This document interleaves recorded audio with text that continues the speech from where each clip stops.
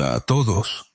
Esta noche vamos a sumergirnos en una historia que no es precisamente un cuento para dormir, pero que tal vez pueda salvar más de una vida. Imagina durante un momento cómo es ver, desde la primera fila, a miles de pacientes perder la visión, los pies o incluso la vida por algo que podría haberse evitado en gran parte con cambios sencillos de hábitos. Eso, en primera persona, es el terreno en el que me muevo. Puede sonar cruelmente directo, pero la verdad es que, si no entiendes cuánto de serio es esto, puede que no sobrevivas para disfrutar de mañana. Así que, antes de ponerte cómodo, tómate un momento para darle a me gusta al video y suscribirte, pero solo si realmente disfrutas de lo que hago aquí. Ya que estamos, cuéntame en los comentarios tu ubicación y la hora local desde la que me estás oyendo. Me encanta ver cómo cada palabra viaja de un continente a otro, como pequeños latidos de humanidad compartida.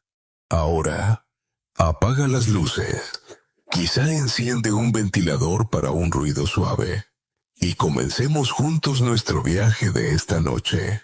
La diabetes, esa compañera indeseada que nunca pide permiso, es mucho más que cifras en un análisis. Es un auténtico ladrón de tiempo, de movilidad y de recuerdos. Lo irónico es que se esconde detrás de gestos cotidianos que parecen inocentes. Recuerdo a un señor de 78 años, de manos grandes y pulso todavía firme, al que llamaremos el abuelo Paco.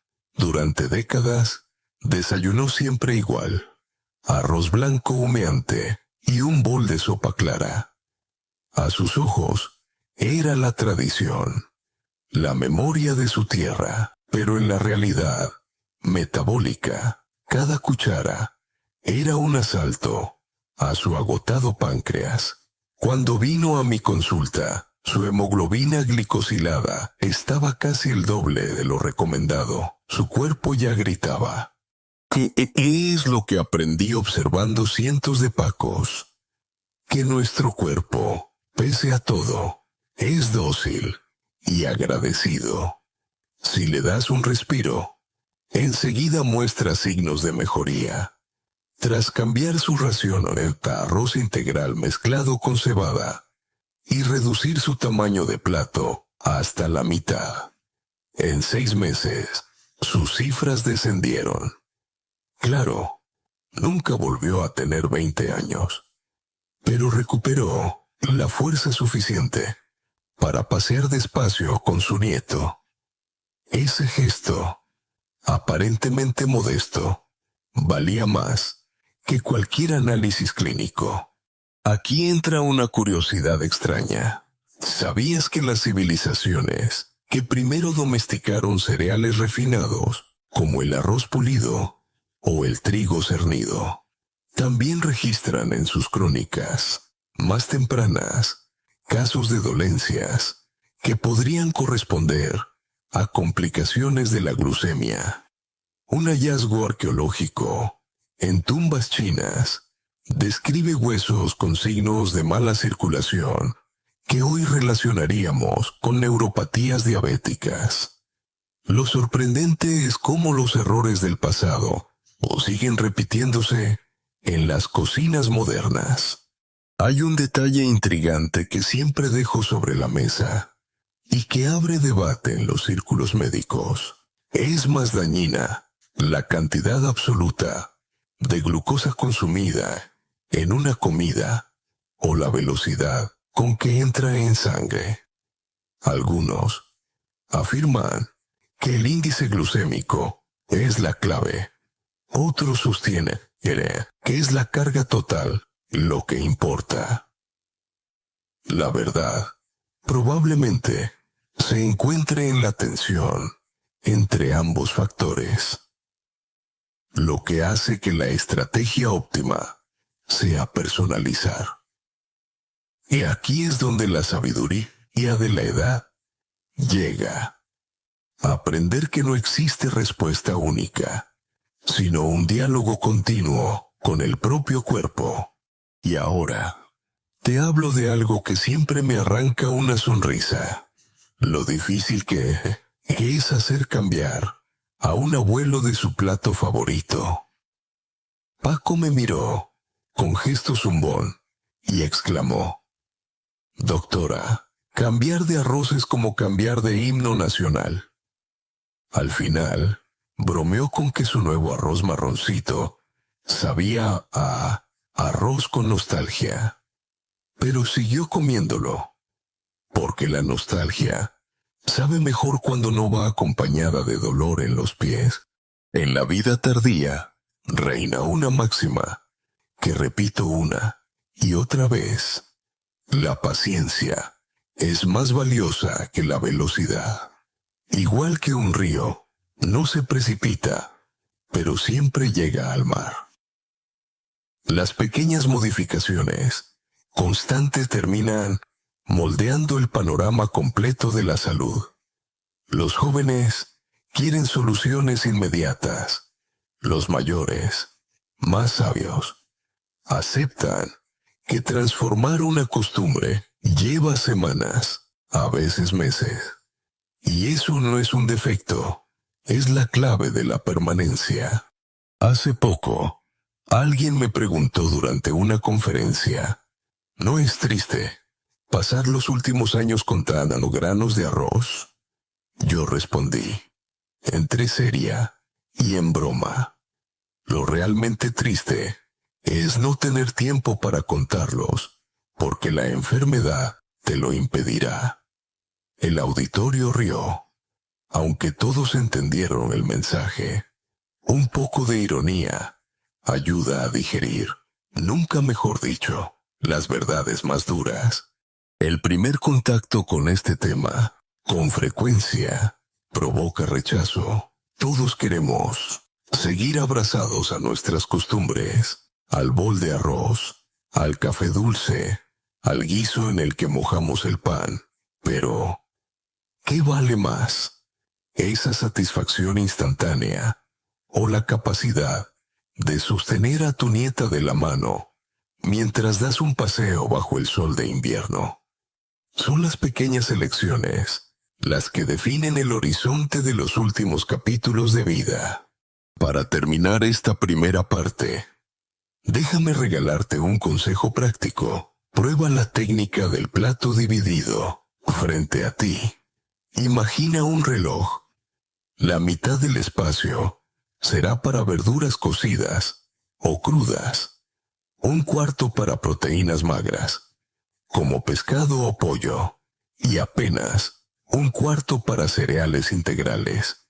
Y mientras comas, mastica despacio, con la pausa de quien degusta la conversación, más que el alimento, porque lo que a veces olvidamos es que las comidas no son solo combustible, son un ritual. Y el ritual puede reinventarse sin amputar la esencia de la tradición. En este camino hacia el cuidado, la ancianidad lleva de la mano la serenidad. Cuanto más pausado se viva, más clara se vuelve la conexión entre cada elección y sus consecuencias. Y ese, amigos míos, es un privilegio. El poder oculto del arroz blanco y su engaño se revela en los lugares más comunes. La mesa de la cocina, el cuenco de arroz casi transparente de tanto lavarse, el vapor que sube y que huele a infancia. Pero ese vapor, cálido y familiar, puede ser tan engañoso como un disfraz de carnaval, bonito por fuera, dañino por dentro. Y aquí estoy yo, contándote lo que tantas veces he visto, no en teoría, sino en mis pacientes de carne, hueso y recuerdos. El arroz blanco Al estar despojado de su corteza, pierde fibra, minerales y esa parte resistente que hace que la glucosa suba despacito. Lo que queda es básicamente almidón puro, que se transforma con rapidez pasmosa en azúcar circulando en sangre. Es decir, cada bocado lanza un microataque al páncreas, ese órgano fatigado en los mayores, tan pequeño y frágil como admirable en su esfuerzo de toda la vida. Si fuera un trabajador, estaría a nada de jubilarse, pero se ve forzado a hacer horas extra. Imagínate un abuelo cansado que se niega a dejar la asada después de décadas de trabajo. Llega un día en que el cuerpo ya no aguanta. Recuerdo a don José, de 67 años, que pensaba que el problema no estaba en el arroz, sino en la cantidad. Así que no dejó su arroz blanco, solo redujo la ración. El resultado: una hemoglobina glicosilada en torno al 10%, cuando lo ideal es estar cerca del 6. 10 es como un aviso luminoso en la autopista, destellando peligro a cada segundo. La neuropatía ya había comenzado. No sentía las puntas de los pies cuando se cortó al pisar un cristalillo de botella en la playa. Tardó horas en notarlo. Eso nunca debería pasar. La buena noticia: hubo un giro cuando aceptó el cambio. Con arroz integral, un poco de cebada, más verduras, proteínas de pescado y carne magra. José bajó su hemoglobina hasta los 7 en 3 meses. No fue magia, fue disciplina. Y, lo que es aún más alentador, su sensibilidad en los dedos de los pies empezó a volver. Esa recuperación no ocurre siempre, pero cuando sucede, es como ver brotar hojas verdes en un árbol que creía seco. Aquí te dejo una rareza histórica. En Japón medieval, el pulido exagerado del arroz llegaba a tal punto que causaba una enfermedad llamada beriberi. Producto de la carencia de vitamina BB1, mucha gente moría, sin saber que la solución era tan simple como dejar de quitar la capa externa del cereal. Es curioso cómo la obsesión por la blancura del arroz no era solo estética, sino dañina en todos los sentidos. Es casi poético. Querer blanquear demasiado puede convertirse en un gesto oscuro. Ahora bien, el debate académico sigue abierto. ¿Qué es más decisivo en la evolución de la diabetes? ¿La naturaleza del carbohidrato ingerido o el contexto de la comida completa? Algunos endocrinólogos sostienen que mientras haya fibra y proteína cerca, el arroz blanco puede ser tolerado en pequeñas cantidades. Otros creen que, a partir de cierta edad, mejor cancelarlo para siempre. Mi experiencia me dice que no existe un veredicto universal. Cada cuerpo cuenta su propia novela metabólica. Déjame contarte otra escena más ligera. Una paciente mía me decía en tono travieso que el arroz integral le sabía a papel mojado. Yo le respondí que al menos aquel papel era biodegradable y no tóxico. Se rió tanto que terminó adoptando la mezcla de 3 granos: arroz integral, avena y un poco de mijo. Y al mes me confesó: doctora, tiene gracia. Ahora ya no echo de menos el papel mojado. Me sabe a pan de pueblo.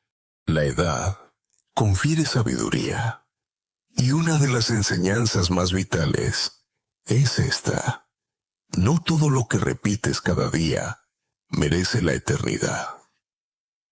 A veces, lo más antiguo en tus hábitos es justamente lo que más daño acumula. La ancianidad enseña a revisar. Lo que se forma como rutina puede volverse enemigo silencioso. Lo mismo sucede con el arroz blanco que, aunque parece inofensivo, esconde convertido en glucosa uno de los aceleradores de deterioro vascular más frecuentes. Y hablando de hechos curiosos para el insomnio, ¿sabías que el índice glucémico del arroz puede variar según la forma de cocinarlo y hasta el tipo de agua utilizada? Hay estudios que sugieren que enfriar el arroz cocido y volverlo a calentar puede disminuir ligeramente su índice glucémico, como si con el frío se reorganizara el almidón y se volviera menos agresivo. Sí, la ciencia a veces parece brujería. Si lo piensas, el arroz blanco tiene mucho en común con las luces de neón, brillantes, irresistibles, pero con un gasto energético y un desgaste que nadie ve al principio. Lo que necesitamos en realidad son lámparas más cálidas y sostenibles.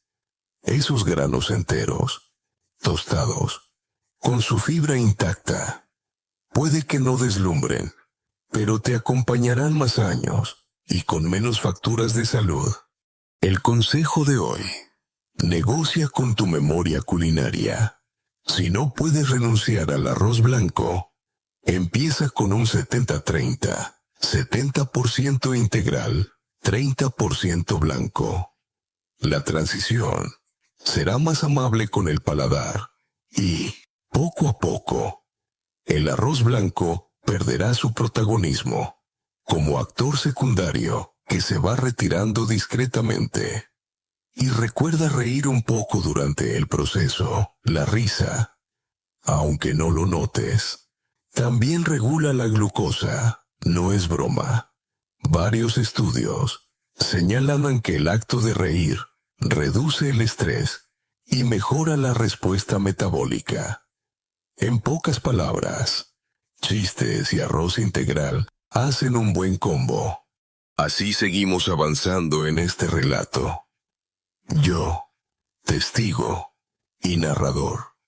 Y tú, curioso y valiente espectador. Lo que viene después será igual de sorprendente. Ese té con miel que parecía consuelo puede ser un enemigo dulcemente enmascarado. Los dulces venenos, disfrazados de infusiones saludables, han llenado las cocinas y las sobremesas de generaciones. ¿Cuántas veces hemos escuchado eso de tómate una tacita de infusión, que es buenísima para la garganta? Y ahí entra en escena la estrella engañosa, el zumo con miel, la infusión de yuzu cuajada de azúcar, la tisana de frutas, que en realidad lleva más gramos de sacarosa que un postre industrial.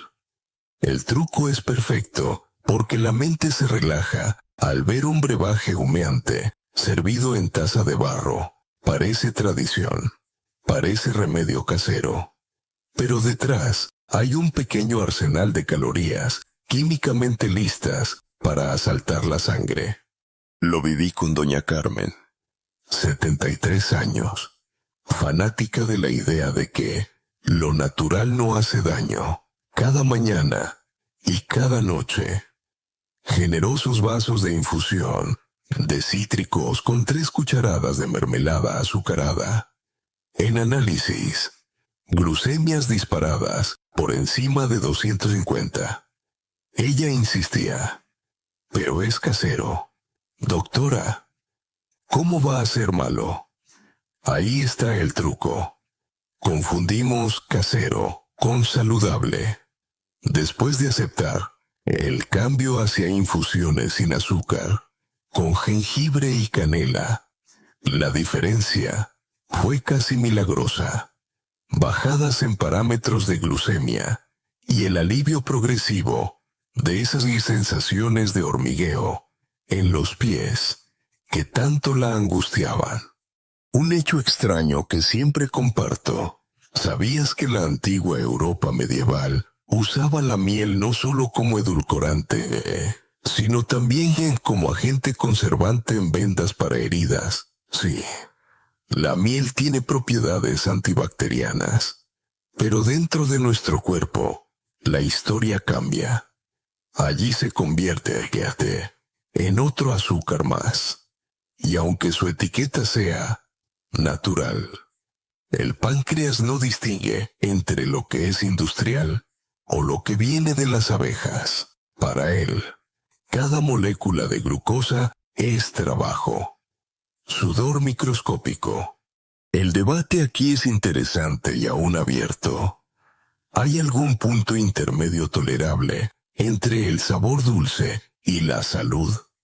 Unos investigadores abogan por los edulcorantes artificiales como alternativa: aspartamo, sucralosa, stevia.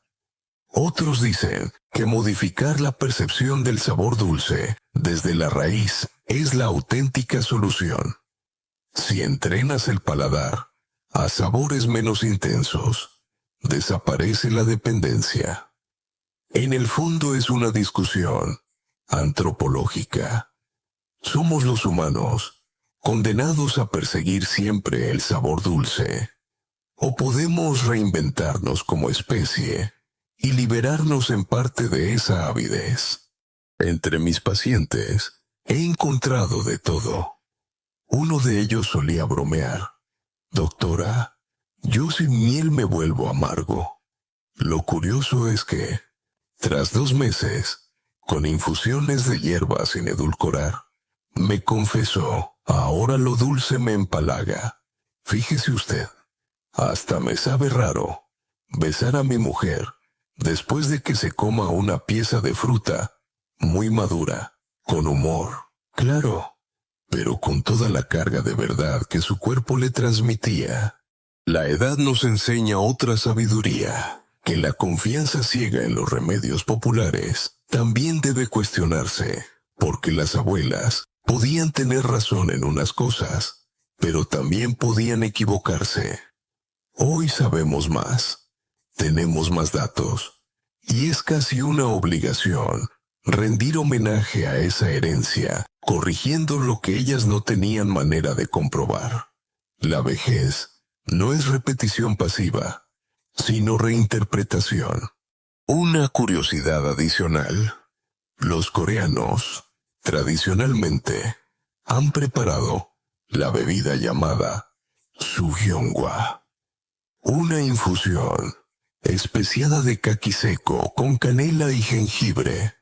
Deliciosa.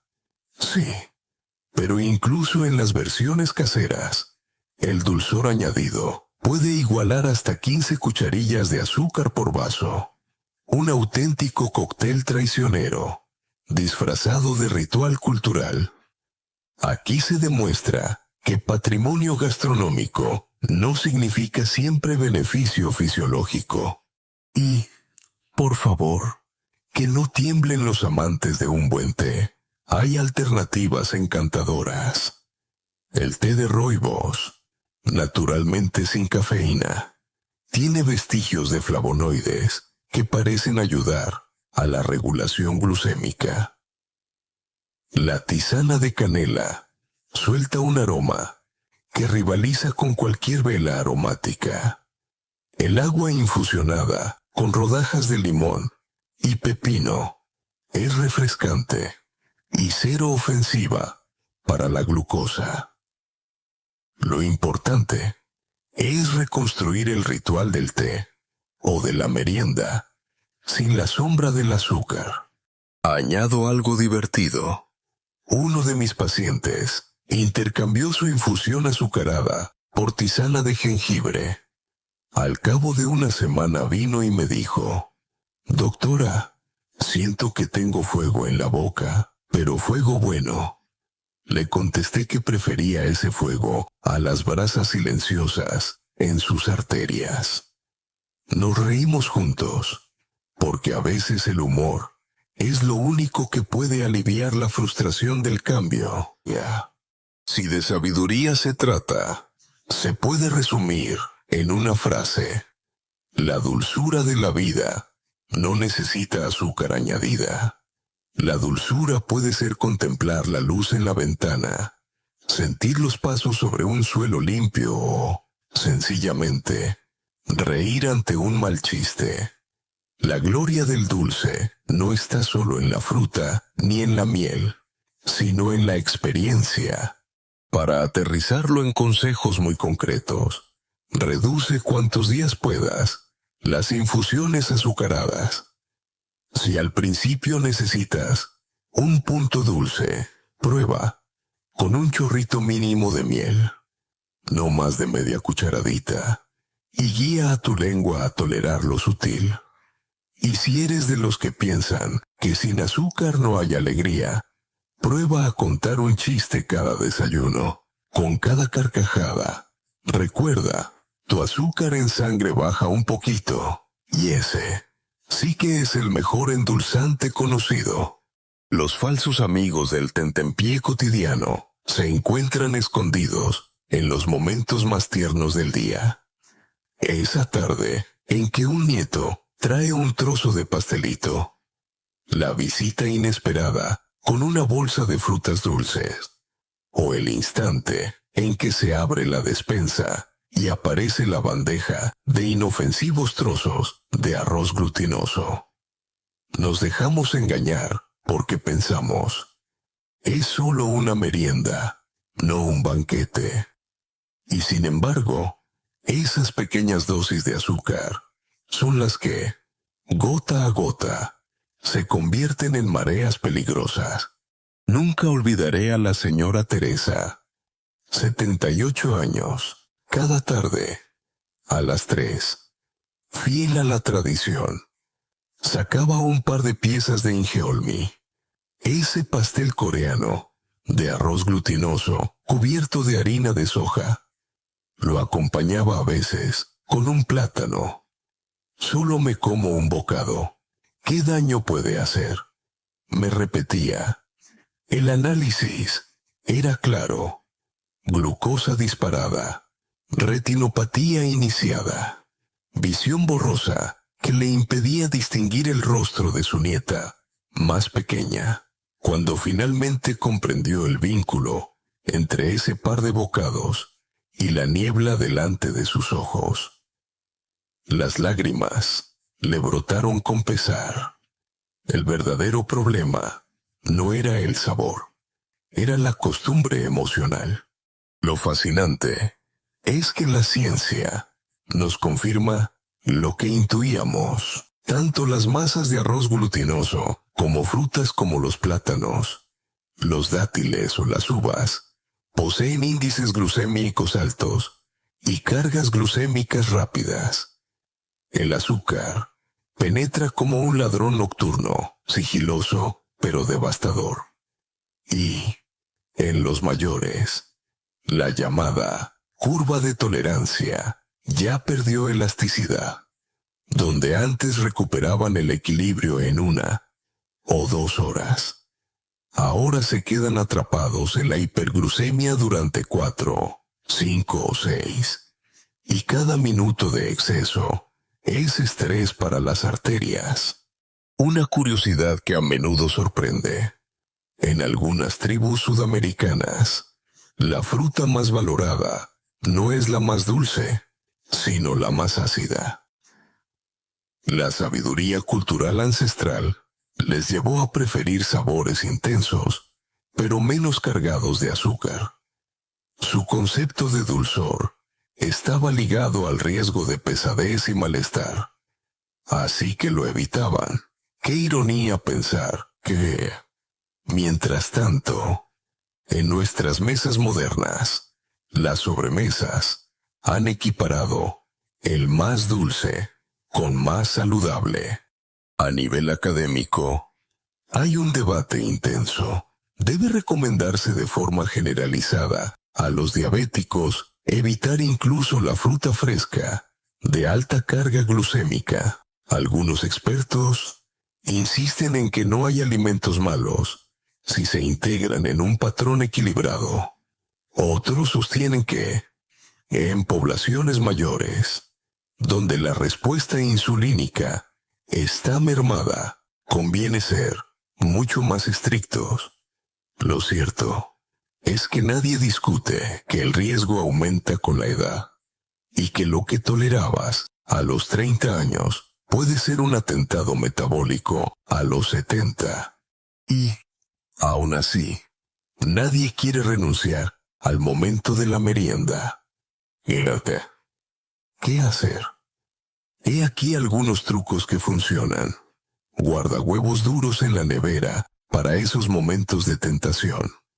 Prueba con verduras cortadas en bastones, zanahorias, pepinos, apio, con un toque de yogur sin azúcar, como salsa. O, si lo que el cuerpo pide es dulzura, apunta a las bayas, arándanos, fresas, moras.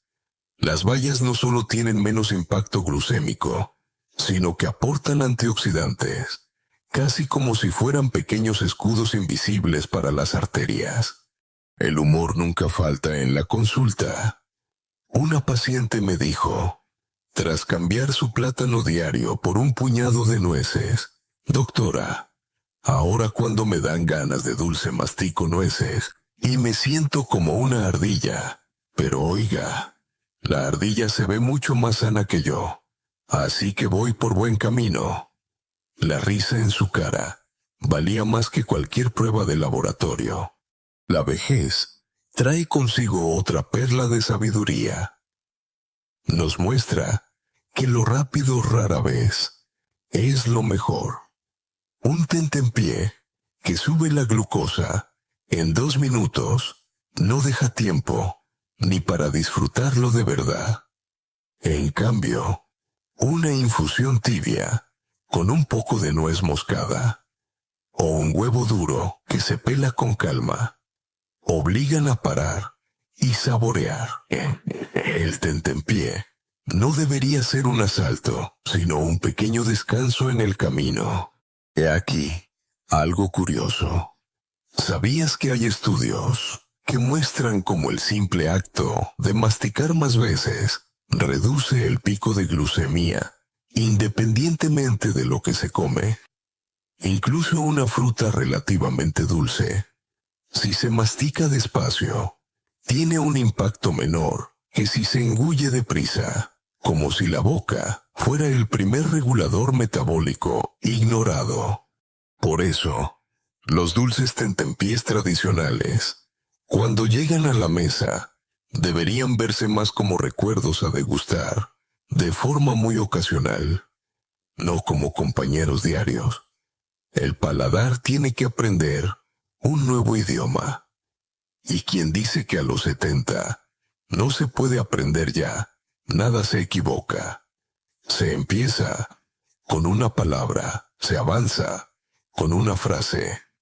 Y antes de que te des cuenta, tu paladar habla bajo en glucosa, con fluidez.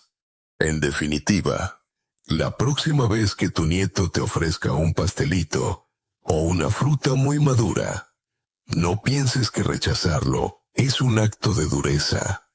Explícale que cuidar tu vista es la mejor manera de seguir viéndole sonreír en los próximos años. Y si tienes que bromear, hazlo. Cariño, prefiero verte tú a ver 2 pastelitos.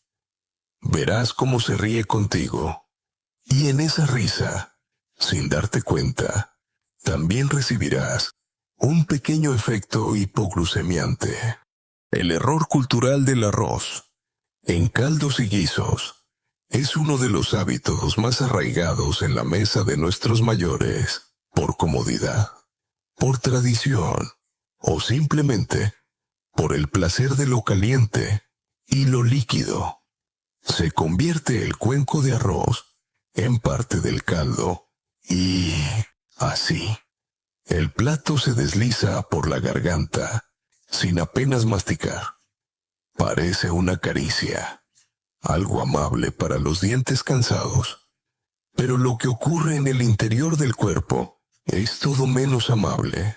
Piénsalo, cuando sumerges el arroz en la sopa, no necesitas apenas masticar. El alimento pasa rápido, más como una bebida densa que como un sólido que requiere trabajo. Y ese atajo anula uno de los mecanismos fundamentales de control del azúcar. El tiempo de masticar, el tiempo de activar hormonas intestinales que ayudan a modular la glucosa, el tiempo de enviar señales de saciedad al cerebro. Todo se pierde en el apuro de tragar a sorbos. Recuerdo al señor Ignacio, 73 años. Durante 40 años, desayunó religiosamente con un cuenco de sopa con arroz dentro. Le encantaba tanto que lo llamaba mi tesoro dorado de la mañana. Pero sus cifras de glucosa lo delataban. Hemoglobina, 8,6, hipertensión constante. Cansancio al caminar, 100 metros. Cuando cambiamos su rutina y comenzó a comer el arroz aparte, despacio, sin mezclarlo, la diferencia fue notable en apenas 3 meses. Bajó a 7,1 y con el tiempo se acercó al rango casi normal. Y lo que más me conmovió fue escucharlo decir: he recuperado el placer de masticar. Doctora, creía que lo había olvidado. Aquí entra la curiosidad extra. El acto de masticar de forma repetida estimula la liberación de una hormona llamada incretina. Es como un despertador biológico que le recuerda al cuerpo: viene comida, prepara insulina de manera ordenada. Pero si no se mastica y se engulle con rapidez, esa alarma nunca suena. Es como si llegaras a la estación en la que nadie te espera. Confusión, retrasos y caos en la señalización. El debate académico que aparece aquí es fascinante. ¿Qué importa más para la salud metabólica? ¿La composición química de la comida o la manera en que se ingiere? Existen estudios que indican que el ritmo de la ingesta puede llegar a modificar incluso la respuesta hormonal, aunque el menú sea idéntico. Y otros dudan de su relevancia, considerando que lo fundamental sigue siendo la proporción de macronutrientes. Yo, tras observar a cientos de pacientes, me inclino en pensar que la forma sí transforma el fondo. Lo que masticas despacio actúa distinto. No podemos olvidar otro problema: el exceso de sodio y grasas ocultas en esos caldos o guisos. Un caldo de carne no es solo líquido inocente. Lleva sal, grasas saturadas, a veces restos de condimentos concentrados. Para alguien con diabetes, que ya tiene un corazón vulnerable, cada cucharada de ese caldo inocente es también un empujón hacia la hipertensión y el daño vascular. Es como invitar a dos enemigos a la misma fiesta: azúcar y sal dándose la mano. Y sí, también hay humor en estas situaciones. Recuerdo una paciente que, tras intentar recuperar el hábito de masticar, me dijo con ironía: doctora, ahora tardo tanto en comer que mi marido acaba levantándose y fregando la mesa antes de que yo acabe. Quizá este sea mi secreto para librarme de poner el lavavajillas. Entre risas, entendimos que comer despacio no solo impactaba en su glucosa, sino también en la dinámica doméstica. La sabiduría que otorga la edad aquí es la lección de la lentitud. La vejez enseña que apurarse no mejora nada, salvo la prisa misma. Un plato comido con calma, sin distracciones, puede ser como un paseo tranquilo por la plaza. Cada paso te fortalece. Cada bocado cumplido con calma ayuda al páncreas. Quizá las personas mayores entienden mejor que nadie que la vida no es una carrera, sino un conjunto de pausas valiosas. Datos curiosos. En países como Francia, existe toda una corriente de estudio centrada en la masticación consciente. Descubrieron que quienes contaban hasta 30 al masticar cada bocado tenían una reducción significativa en glucemias postprandiales. Los investigadores se sorprendieron. No había cambiado la dieta ni los ingredientes, solo el número de veces que los dientes y la lengua hacían su danza. Tremendo poder tienen gestos tan pequeños.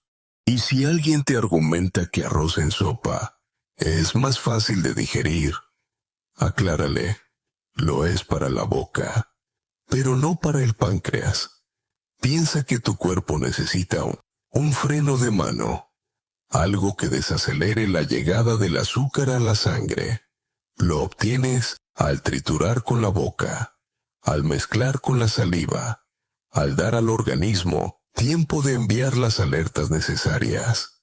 El arroz en sopa elimina todos esos guardias de tráfico. El consejo práctico: mantén separado el sólido del líquido. Disfruta de tu sopa, sí, pero toma el arroz aparte, en plato pequeño. Mastícalo despacio. Dedícale 20 minutos. Evita distracciones. Apaga la tele. No leas mientras comes. Sé consciente, casi meditativo con cada bocado. Incluso puedes contar las masticaciones como si fueran cuentas de un rosario. 30 masticadas. Una respiración profunda. Es una rutina que calma la mente y alivia al páncreas al mismo tiempo. En definitiva, el arroz en sopa puede ser un consuelo cultural, pero también un enemigo suavemente disfrazado. Cambiar ese hábito cuesta, porque es comodidad hecha ritual, pero al mismo tiempo, abrir espacio a la pausa, a la masticación consciente, puede ser un regalo inesperado. No solo mejores cifras de glucosa, sino la recuperación del gusto por saborear el presente. Y como siempre digo a mis pacientes, con una sonrisa, más vale mascar que lamentar. La sombra silenciosa de la cena tardía recorre nuestros hogares casi sin pedir permiso. A veces empieza inocente. La televisión, encendida a las 10. La película que engancha. El leve rugido del estómago. Solo una cosita ligera, te dices, mientras enciendes la cocina y preparas un tazón de fideos, un par de galletas, o incluso ese clásico, el bocadillo rápido con pan blanco. Y aunque parezca un gesto minúsculo, lo que ocurre en tu cuerpo es como dejar una hoguera encendida en mitad del bosque. La glucosa se dispara en la peor hora posible. ¿Por qué? Porque el organismo no responde igual de día que de noche. La sensibilidad a la insulina es mayor por la mañana y va declinando mientras se pone el sol. Es como si el páncreas mismo se cansara, diciendo, llevo todo el día trabajando, ya es hora de descanso. Si en ese momento le lanzas un suplemento de hidratos, de carbono rápidos, el órgano protesta con lentitud, y en esa lentitud se abre la puerta al desastre. El señor Manuel de 75 años, era lo que yo llamo un goloso nocturno. Resistía todo el día cumpliendo normas: arroz integral, verduras, pescado. Pero llegaban las 11 de la noche y se concedía caprichos. La consecuencia fue evidente: glucemias matutinas altísimas, el famoso fenómeno del alba. Es decir, te levantas y ya estás vencido por la glucosa antes incluso de probar el desayuno. Cuando le sugerí cenar a las 6 y acompañarlo de media hora de paseo, se rió.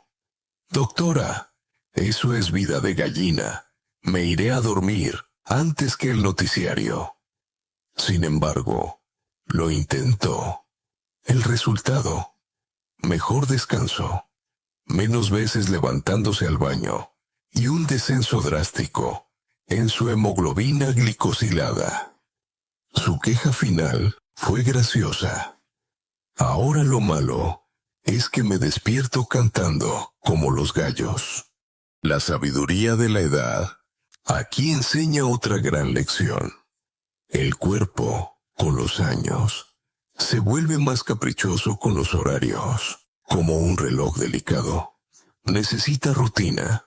Saltarse la cena o cenar tarde altera todo: digestión, sueño, ánimo. Lo que antes parecía un detalle irrelevante se convierte, con las décadas, en la pieza que sostiene o derrumba tu bienestar. Ahora vayamos con un dato extraño, casi anecdótico, pero muy revelador. ¿Sabías que en estudios sobre ritmos circadianos se ha comprobado que trabajadores nocturnos con dieta rica en carbohidratos nocturnos no solo desarrollan más diabetes, sino que tienen niveles más elevados de marcadores inflamatorios? Es como si el cuerpo se sintiera estafado al recibir comida cuando su reloj dice que le toca reparar, no almacenar. Una especie de huelga molecular nocturna. El debate académico es intenso. Se trata únicamente de qué comemos, o la hora a la que comemos puede ser por sí sola un factor igual de importante. El campo de la crononutrición está creciendo, y cada vez son más los expertos que creen que la ecuación nutricional tiene 3 elementos: calidad, cantidad y momento. El momento se vuelve decisivo con la edad, pues el organismo pierde tolerancia y flexibilidad. En otras palabras, de jóvenes podemos maltratar los horarios, pero de mayores, cada desajuste pasa factura. En consultas, el humor ayuda a suavizar el mensaje. Doña Mercedes me decía: doctora, si no como algo viendo mis novelas, siento que la tele no funciona. Le propuse cambiar el ritual: preparar una tisana caliente sin azúcar, tener un cojín para abrazar y reírse de los personajes como si fueran vecinos cotillas. Al mes, vino feliz. No se ha muerto ningún actor por mi culpa, y yo he dormido como un bebé. Las soluciones, en realidad, son sencillas. Una cena temprana, 6 o 7 de la tarde, que sea ligera, con abundancia de verduras y proteínas fáciles de digerir. Un paseo suave, como cuando se camina de vuelta del mercado, mirando las luces de las casas. Después, dormir a una hora coherente con el ritmo solar. Y si aparece el hambre nocturna, distinguir. Muchas veces es sed disfrazada. Un vaso de agua o una infusión suave calman el estómago y dejan tranquila a la glucosa. La sabiduría mayor enfatiza aquí algo esencial. No se trata de prohibirse placeres, sino de elegir el marco. Comer temprano no significa renunciar a la cena con amigos, significa proponer quedar más pronto, disfrutar igual de la conversación y volver a casa con el cuerpo agradecido. Quiero añadir un hecho curioso. Hay pacientes que creen que el alcohol nocturno, como una copa de vino antes de dormir, les ayuda. Y aunque sí seduce al sueño inicialmente, el efecto es engañoso. El hígado se ocupa del etanol y se retrasa en manejar la glucosa, generando hipoglucemias seguidas de rebotes. La consecuencia: despertares bruscos, latidos acelerados, sueños agitados. Nada reparador, nada beneficioso. Y aquí, un consejo práctico. Reorganiza tu ritual nocturno. Sustituye esa bolsa de galletas por un libro. Ese vaso de leche azucarada por una infusión de manzanilla. Esa televisión larga por una charla breve con alguien querido. Tu cuerpo te lo agradecerá cada mañana cuando despiertes con cifras más limpias y mente más fresca. Al final, lo repito con una sonrisa. El corazón de gallina no sufre tanto como el corazón insomne de búho.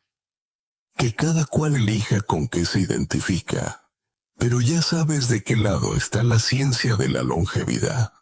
Conclusión y estrategias prácticas de vida larga. Hemos atravesado juntos el mapa oculto de la diabetes en la vejez.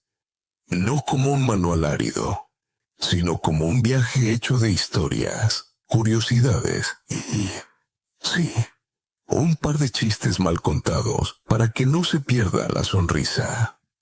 Ahora toca cerrar este recorrido, bajando el ritmo, como quien se sienta al anochecer, en un banco del parque sabiendo que ha caminado lo necesario. La lección central de todo lo que hemos compartido es la misma que me enseñaron décadas de pacientes. La diabetes en la tercera edad no es una condena en automática, sino el resultado de elecciones diarias. Es un adversario astuto que se esconde en lo que parece más inocente. Un bol de arroz blanco, un vaso de infusión dulce, un pastelito compartido con un nieto, un cuenco de sopa con arroz, o ese tentempié en nocturno frente al televisor. La suma de esos pequeños gestos es la que determina, años después, si se camina con paso ligero o con pies entumecidos, si se mira a los nietos con ojos claros o con visión velada. Al entrar en los 70 o más allá, uno descubre que la sabiduría es más valiosa que la rapidez. Comer despacio, cenar temprano, elegir granos íntegros, buscar infusiones que nutran sin azúcar, sustituir banquetitos azucarados por frutos secos, caminar 10 minutos tras la comida. Son estrategias mínimas en apariencia, pero decisivas en sus efectos. Cada una tiene detrás un principio de ciencia, pero también un modo de acariciar la vida con menos prisa. La edad nos da la ventaja de haber visto caer y levantarse generaciones de consejos médicos. Y aún así, hay consensos que ya resisten el paso del tiempo. La fibra protege, la lentitud mastica la salud, el exceso de azúcar inflama desde dentro, la noche es enemiga de los atracones, y la risa ayuda a regular más cosas de las que creemos. Un hecho curioso para dejar flotando en tu mente.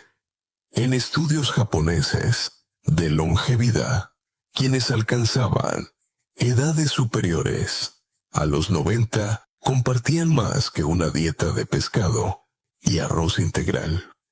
Compartían horarios muy estables, comidas regulares y una vida de pequeños paseos entre amigos. Puede que la vejez saludable no dependa tanto de una pastilla milagrosa como de esa disciplina tranquila que parece invisible, pero lo sostiene todo. El gran debate sigue abierto. ¿Hasta qué punto la genética marca nuestro destino? ¿Y hasta qué punto lo hace la rutina? Algunos sostienen que nacemos con predisposición ineludible, otros que la vida se construye bocado a bocado. En mi experiencia, la verdad se encuentra a medio camino, pero con más peso en nuestras costumbres de lo que solemos admitir. Nunca es tarde para modificar un hábito, y nunca es temprano para empezar a cuidarse. Y para terminar, aquí tienes un último consejo práctico, envuelto en tono casi de susurro. Siéntate siempre ante tu plato con respeto. Respeto al trabajo que supuso cultivarlo. Respeto a tu propio cuerpo que lo digerirá. Y respeto a tu futuro, que depende de cómo lo recibas. Ese simple gesto de conciencia puede transformar la comida en aliado, no en enemigo. Permíteme ahora bajar aún más la voz y ofrecerte un cierre suave, como el murmullo de una cortina que se recoge con la brisa. Es momento de quedarnos en silencio unos segundos y dejar que la mente se relaje, como cuando el día termina y apagas todas las luces, salvo una vela. Hemos hablado de platos cotidianos, de trucos de cocina, de tentaciones nocturnas y de cómo, detrás de todo, se esconde un hilo delicado que une nuestras elecciones a nuestra salud. Ese hilo nos recuerda que cada gesto cuenta: sustituir, posponer, masticar más despacio, elegir lo amargo en lugar de lo muy dulce, caminar unos pasos tras la comida, ofrecer una sonrisa en lugar de un pastelito. La vejez no necesita vivirse como renuncia amarga, sino como nueva maestría. Has vivido mucho, has probado de todo. Ahora toca demostrar la maestría de quien sabe quedarse con lo esencial. Tu mesa no necesita ser lujosa ni compleja, solo estable, equilibrada y sobre todo consciente. El verdadero lujo es llegar a la madrugada siguiente con la glucosa en calma y el corazón sin sobresaltos. Imagina que estás en tu salón, la ventana entornada, un ruido tenue de ventilador, la respiración lenta. Piensa en tus arterias como caminos de campo al amanecer. Necesitas que estén libres de piedras, sin barro excesivo, para seguir caminando sin tropezar. Cada decisión, cada vaso de agua en lugar de un refresco, cada té de hierbas en lugar de un vaso de jarabe azucarado, es como limpiar ese sendero. Y ahora, que todo se atenúe, el murmullo baja, la mente se vacía, el cuerpo descansa. Aférrate a la idea de que aún puedes moldear tu bienestar, día a día, sin prisas, con paciencia. Como siempre digo en voz baja, a mis oyentes más fieles, cuidar la glucosa no es un castigo, es un acto de cariño hacia el futuro. Fin del guión. Buenas noches.